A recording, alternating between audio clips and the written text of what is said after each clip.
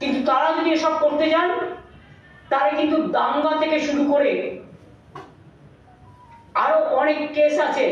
এবং government of ইন্ডিয়ার এজেন্সিগুলোকে যারা বিজেপির কথায় আজকে শুধুমাত্র রাজনীতি করছে, গৌরীকরণ করছে, শিক্ষা থেকে শুরু করে, সংস্কৃতি থেকে শুরু করে, ভোটার লিস্ট থেকে শুরু করে, উৎসব থেকে শুরু করে সমস্ত এজেন্সিকে দিয়ে, একজন মির্জাফর আছেন ওখানে দিল্লিতে, এই মির্জাফরদের মৃত্যু জীবনে হয় না, তারা চিরকালই বেঁচে থাকে নানা কাজের মধ্যে দিয়ে। এই মির্জাফররা মনে করেছেন তারাই শেষ কথা বলবে, কিন্তু তারা যদি এসব করতে যান তাহলে কিন্তু দাঙ্গা থেকে শুরু করে আরো অনেক কেস আছে, সবকিছু কিন্তু বেরিয়ে পড়ল। বাংলার মানুষ কিন্তু অনেক স্ট্রং, তারা ব্রেভ, বাংলার মা বোনদের অনেক শক্তি, বাংলার ভাই বোনদের স্টুডেন্ট, ইউথ, কিষাণ, শ্রমিক থেকে শুরু করে তাদের অনেক শক্তি। প্রত্যেকটা কমিউনিটি নিজেদের জন্য লড়াই করে এবং সেই জন্য ইংরেজ আমলে ইংরেজরা বাংলার মানুষের সাথে পারেনি বলে যখন ক্যালকাটা ছিল পরাধীন আমলে ভারতবর্ষের রাজধানী, তখন কলকাতা থেকে ক্যাপিটাল সরিয়ে নিয়ে যেতে বাধ্য হয়েছিলেন দিল্লিতে। তার কারণ তারা বাংলার স্বাধীনতা সংগ্রামীদের সাথে পেরিয়ে উঠছিলেন না।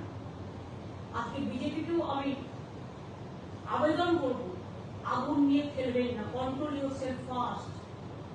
আপনার মিনিস্টার যদি কাজ শুরু হওয়ার আগে বলে 1.5 কোটি ভোটার বাদ দেবে, ফার্স্ট আপনি মিনিস্টারকে বাদ দিন, আর তা নাহলে বলুন এগুলো চক্রান্ত, দুটো একসাথে চলবে না। পরিষ্কার বলে গেলাম, একদিকে মানুষকে কোথায় সাহায্য করবে সেদিকে মুখ নেই।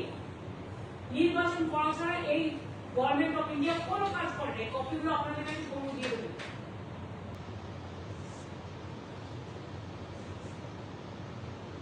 বিদেশের সাথে বন্ধুত্বের ডিপ্লোমেসিটা ভালো করে করুন, যাতে ভারতবর্ষকে কেউ অসম্মান করতে না পারে, অপমান করতে না পারে। আমার এই কোনো কথা বলার ছিল। আমি একটা কোশ্চেন নেবো, তার বেশি না, কারণ আমার অন্য কাজ আছে। দিদি, এই যে এসআইআর হচ্ছে, এই এসআইআরটাকে আপনি বলছেন যে এনআরসি চক্রান্ত চলছে, আজকে এসআইআর চলাকালীন মানে এখন স্টার্ট হয়নি, তার আগে এনআরসি কাগজপত্র পাঠাচ্ছে কেন অন্য রাজ্য সরকার? Who are they? How can they interfere in our business? তাদের কিছু বরাদ থাকলে তারা স্টেট গভর্নমেন্ট অ্যাডমিনিস্ট্রেশনকে জানতে পারত, but they cannot behave like this. আপনারা দেখেছেন অভিজ্ঞতা হচ্ছে পরিযায়ী শ্রমিকদের উপর কি অত্যাচার হয়েছে বাংলায় কথা বলবার জন্য। আমরা কেউ ভুলিনি, ভুলবো না কোনোদিন।